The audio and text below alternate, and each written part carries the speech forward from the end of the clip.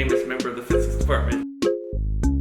Cheeto is very sweet. I think he realizes what students and faculty and staff get from visiting with him. Just very friendly. He's not aggressive. Sometimes, if he doesn't want to be bothered, he will go and find a bush and get in it. He's really good with his boundaries. He'll come out and he'll, do little shows. So I think that is the main thing about him, that he's just a really very sweet and kind little cat. They're trying to debate what we should call the orange cat outside that we've been taking care of, that everyone seems to know, and everyone had different names for him. So they put it up to a poll, and I think, a lot of people, of course, as a physics department, so they all threw out famous physicist names, and somebody just threw out Cheeto because of the coloring, and everyone picked that as the vast majority. So Cheeto it was.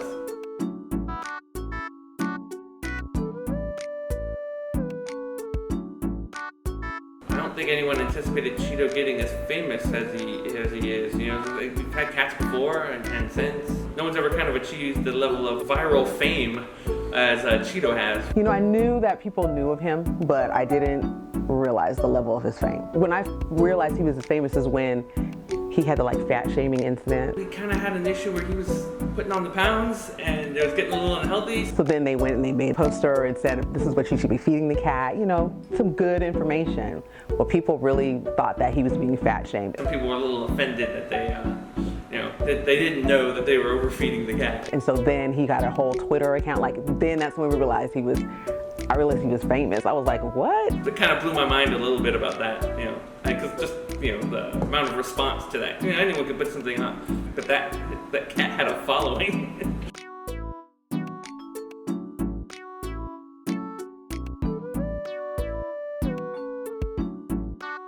A lot of times buildings or rooms will be dedicated to somebody who's been here a long time and really influenced, the campus. And I made a joke that David Barnes, our safety coordinator, and just something, and he, about how, we should do something like that for Cheeto, and he's just like, yeah, the hallway where those rooms are, we should just call that Cheeto Way, and it kind of just, we kind of kept making that joke around, and people just started embracing that. He would get fed pretty early, usually by 7 or so, 8. When I show up in the morning, he's just sitting at the door yelling at me to fill the bowl of water and anything. He'll kind of sit there and talk with you. And then as soon as people started looking and noticing him, like a ninja, just gone again. Usually I'll give him little snacks during the day. If it's sunny out, you'll see him in the afternoon, maybe or 11, 12ish, one like that. Out somewhere in the sun, right? He likes the sun a lot.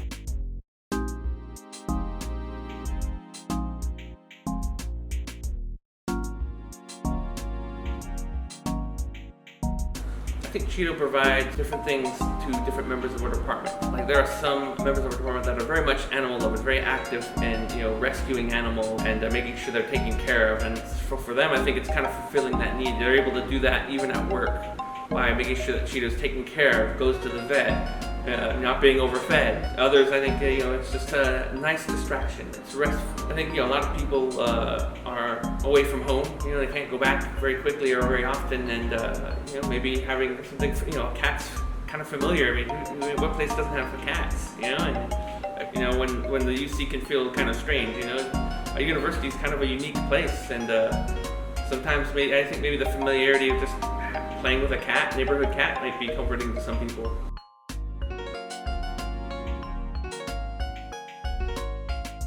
He helps students, maybe they have a little anxiety or something. I think he provides some calm for some students, and he provides some time for people to kind of just gather themselves. Some people take a walk around, get a little fresh air, and some people will come and sit down with Cheeto, and just get a little refreshment and a little bit of presence to be here. And I think, he provides that for people. Cheeto's not asking you to do something that's difficult or time-consuming. I mean, obviously it's a university and we thrive on problem solving and innovating and trying to learn new things, but it's also mentally exhausting at times too.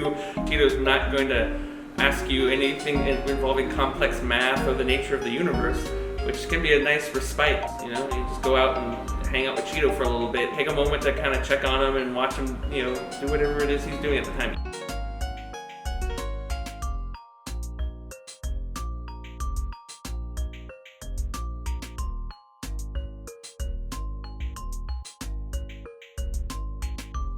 think he appreciates that we are here to give him the space. You know, I think he understands, at least on some level, that, you know, like food, water, and shelter are all here because of the people who are here, and those who show an interest in him are in some way providing that. So, like, there's a certain amount of, like, these people are helping me out, and I should trust them. You know, like, we're part of his crew, and we're taking care, you know, like, you know, an extended family a little bit. We're taking care of him, so he's making sure we're okay and going to be around. And, you know, I think he kind of understands at a certain level, you know, like, oh, these people are helping me out, so I better make sure they're all okay, you know, that kind of thing.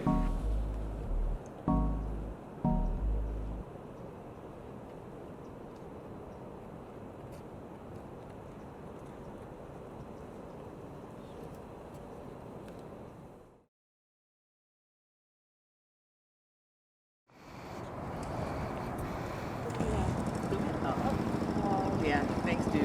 Thanks, dude. I brought the other one. And we're rolling. Oh, sorry. Who's that? One moment. Hello.